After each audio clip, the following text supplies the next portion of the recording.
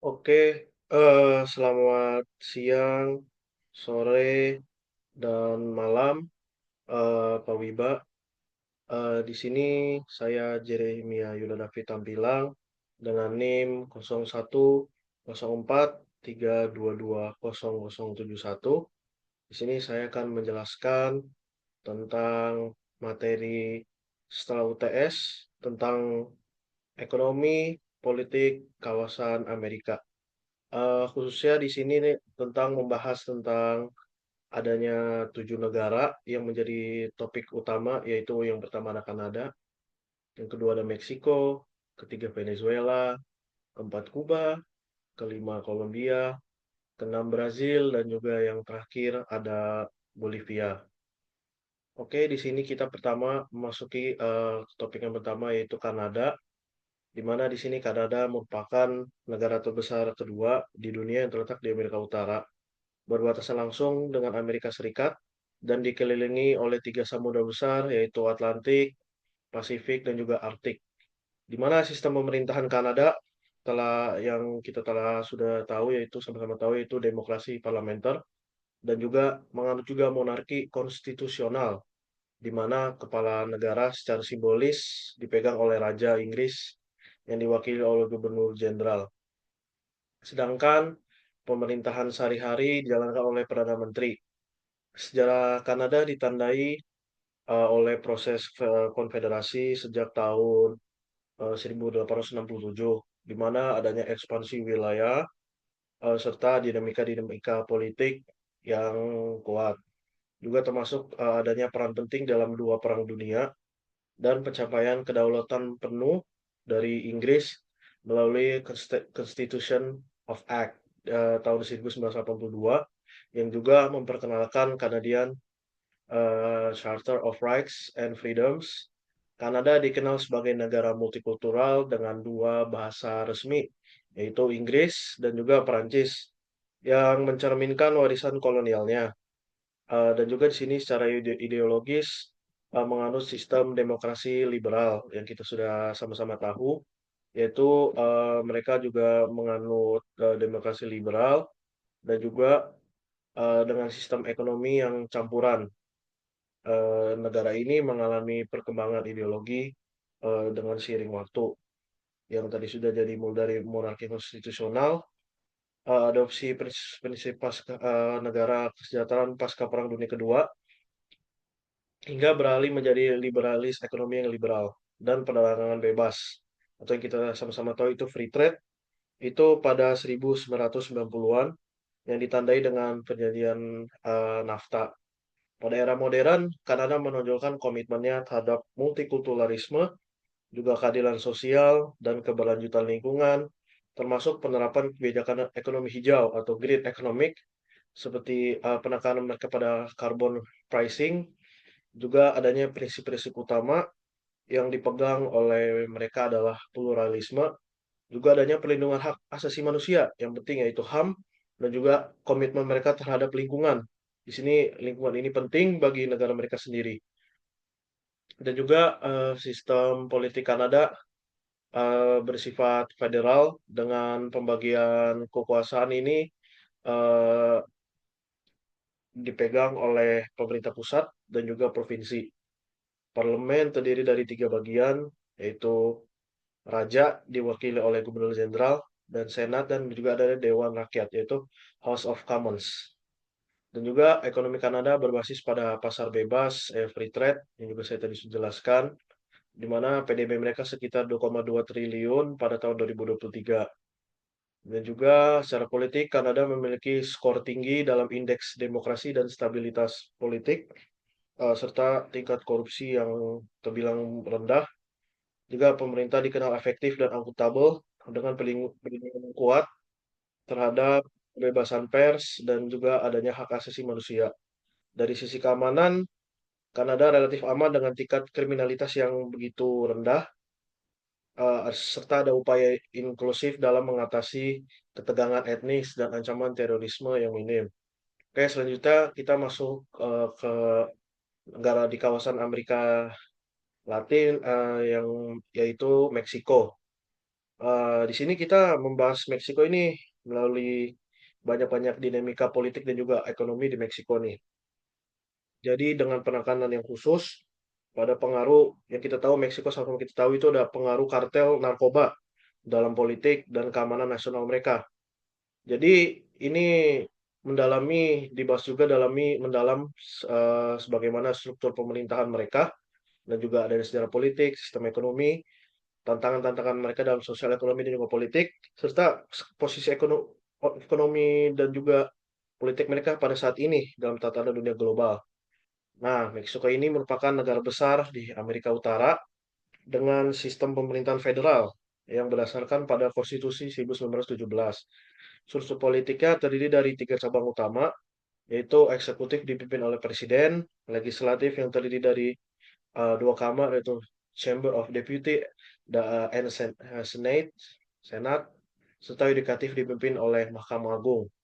Dalam sejarah politiknya, Meksiko ini sempat didominasi oleh satu partai, yaitu Institutional Revolutionary Party atau yang kita bisa tahu itu PRI selama lebih dari 7 dekade dan sebelum akhirnya menjadi pluralisasi politik dan munculnya partai-partai baru seperti PAN, PRD, dan Morena. Dan juga dari sisi ideologinya, perjalanan politik Meksiko sangat dipengaruhi oleh berbagai fase sejarah, mulai dari masa pasca kemerdekaan yang penuh instabilitas dan juga era Porfiriato yang otoriter. Namun, ini membawa modernisasi ekonomi hingga revolusi Meksiko yang melahirkan Konstitusi 1917 yang tadi saya sudah singgung. Dan juga ekonomi Meksiko ini menganut sistem ekonomi yang campuran, di mana sektor swasta berkembang pesat. Namun, pemerintah tetap mengendalikan sektor strategis seperti energi dan sumber daya alam melalui perusahaan-perusahaan milik negara seperti Pemex dan CFE. Negara ini sangat bergantung pada perdagangan internasional, khususnya mereka begitu erat juga hubungannya dengan Amerika Serikat yang menyerap sekitar 80% daripada ekspor Meksiko nih. 80% nih terbilang angka persentasenya lumayan tinggi nih. Ketergantungan ini membuat Meksiko ini adanya rentan terhadap perubahan-perubahan kebijakan ekonomi dengan Amerika Serikat dan juga ada proteksionisme dan gangguan rantai pasok global. Dan juga di sini adanya upaya diversifikasi pasar yang dilakukan melalui perjanjian-perjanjian perdagangan bebas dengan Eropa dan juga Asia. Namun di sini AS tetap menjadi mitra utama karena integrasi ekonomi yang sudah sangat dalam. Dan juga di sini ada tantangan ekonomi Meksiko yang meliputi ketimpangan sosial yang tinggi antara wilayah utara dan selatan. Dan juga tingkat kemiskinan di sini mereka masih lumayan signifikan ke atas lah, jadi lumayan tinggi. Serta korupsi dan masalah keamanan, ya, karena ada banyak kartel, jadi membuat investasi dan pertumbuhan.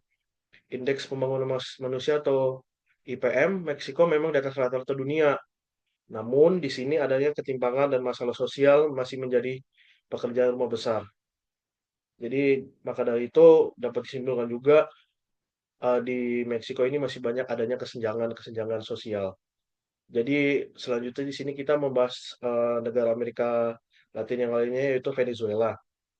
Ini di sini Venezuela merupakan sebuah negara yang terletak di ujung utara Amerika Selatan, memiliki sejarah panjang yang penuh berbanyak dinamika, mulai dari masa prakolonial yang dihuni oleh berbagai suku pribumi seperti Arawak dan Carib atau Carib hingga masa penjajahan Spanyol yang dimulai pada akhir abad ke-15.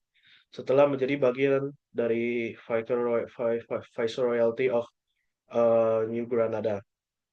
Jadi Venezuela ini akhirnya meraih kemerdekaan tuh pada tahun 1821 berkat perjuangan tokoh-tokoh seperti Francisco de Miranda dan Simón Bolívar. Sebelum kemudian mereka memisahkan diri dari Federasi Gran Colombia pada 1830-an dan menjadi negara merdeka yang sepenuhnya. Sejak saat itu juga Venezuela mengalami periode yang ada ketidakstabilan politik yang lumayan panjang, ditandai dengan antara banyak-banyak konflik antara kelompok yang konservatif dan juga kelompok yang liberal, serta dominasi pemerintah militer dan adanya kediktatoran hingga awal abad ke-20. Nah, Di sini juga berbicara awal abad 20, adanya juga penemuan minyak nih di awal abad 20 yang menjadi titik balik yang membawa kemakmuran sekaligus ketergantungan ekonomi yang sangat besar terhadap sektor minyak. Ketergantungan ini membuat ekonomi Venezuela sangat rentan terhadap fluktuasi harga minyak dunia, sehingga setiap perubahan harga minyak global selalu berdampak langsung pada stabilitas ekonomi dan sosial dalam negeri. Meskipun pada pertengahan ke-20, Venezuela sempat memasuki era demokrasi. Periode ini diwarnai oleh banyak bergejolak politik dan ekonomi. Nah, puncaknya ini nih, puncaknya terjadi pada 1999 ketika Hugo Chavez terpilih sebagai presiden dan meluncurkan revolusi Bolivarian yang menandai pergeseran ideologi negara maju sosialisme abad ke-21 yang dikenal dengan nama Chavismo yang diambil dari nama Hugo Chavez. Ideologi ini berakar pada pemilikan Simon Bolivar dan menggabungkan antara elemen-elemen Marxisme, anti-imperialisme, nasionalisme, juga serta penolakan terhadap neoliberalisme. Chavismo menekankan peran aktif negara dalam meningkatkan kesejahteraan rakyat serta mengurangi ketimpangan sosial dan ekonomi. Nah, oke, selanjutnya kita juga berbicara tentang negara ekonomi yang negara ekonomi politik kawasan Amerika lainnya yaitu Kuba. Di sini kita membahas dengan di mana pada awalnya sebelum revolusi 1959 perekonomian di Kuba ini sangat bergantung pada ekspor gula dan memiliki hubungan erat juga dengan Amerika Serikat. Nah, pasca revolusi, Kuba beralih ke sistem ekonomi yang sosialis dengan kepemilikan negara atas industri utama yang memberikan akses luas terhadap pelayanan kesehatan dan pendidikan. Namun juga menghadirkan berbagai tantangan seperti inefisiensi dan ketergantungan terhadap negara-negara mitra, terutama itu sangat tergantung dengan Amerika Serikat. Nah, revolusi Kuba yang tadi sudah saya singgung itu pada 1 Januari 1999 yang dipimpin oleh Fidel Castro berhasil menggulingkan Batista dan membawa perubahan fundamental dalam sistem ekonomi politik negara tersebut. Pemerintahan baru segera melakukan nasionalisasi terhadap aset-aset penting, terutama milik perusahaan Amerika Serikat, termasuk industri gula, telekomunikasi, dan perbankan.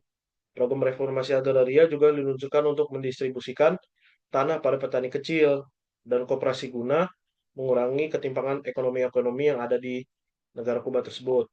Juga tindakan-tindakan ini memperburuk hubungan mereka dengan Amerika Serikat yang kemudian Amerika Serikat menerapkan embargo ekonomi terhadap Kuba pada tahun 1960.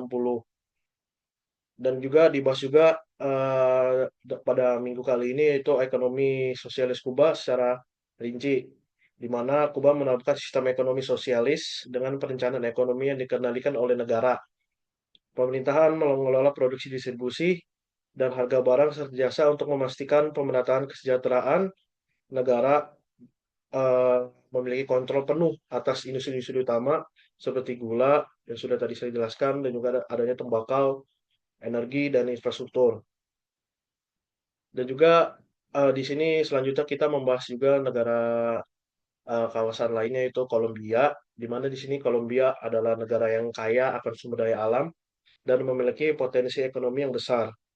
Tapi sejarah panjangnya juga diwarnai oleh konflik bersenjata dan juga adanya ketimbangan sosial dan pengaruh juga dari eksternal, terutama dari Amerika Serikat, untuk memahami ekonomi politik Kolombia. Penting untuk melihat keterkaitan antara negara, pasar, dan masyarakat yang membentuk arah kebijakan dan pembangunan negara ini.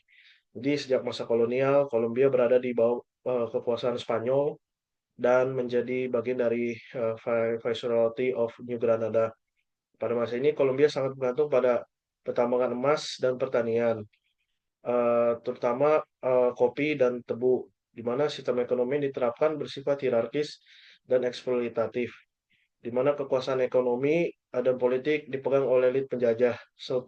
Setelah meraih kemerdekaan pada awal abad ke-19, Kolombia masih menghadapi ketidakstabilan di negaranya nih, di mana struktur ekonomi tetap didominasi oleh elit politik dan juga pemilik yang tanah yang besar. Hal ini menyebabkan banyaknya ketimpangan sosial yang terus berlanjut karena distribusi kekayaan yang tidak merata. Nah, juga pada masuk abad ke-20, kopi menjadi komoditas utama yang pertama yang mendongkrak pendapatan negara mereka. Masuknya investasi asing, terutama dari Amerika Serikat, memperkuat sektor infrastruktur dan sumber daya alam. Namun, pertumbuhan ekonomi yang dihasilkan tidak inklusif sehingga jurang antara elit dan masyarakat kecil semakin melebar. Situasi ini diperparah oleh periode La Violencia pada 1948 sampai 1958. Sebuah konflik yang besar dipicu oleh pembunuhan tokoh politik Jorge Eliezer Gaitan. Kekerasan antara partai liberal dan juga partai konservatif menewaskan banyak beratusan ribu orang dan meninggalkan warisan ketimpangan yang belum terselesaikan. Oke, selanjutnya kita memasuki kawasan yang sangat sering dibahas, yaitu Brazil, di mana Brazil ini terkenal dengan sepak bolanya, yaitu Jogo Bonito. Brazil sebagai negara terbesar di Amerika Selatan memiliki sejarah yang kaya dan kompleks.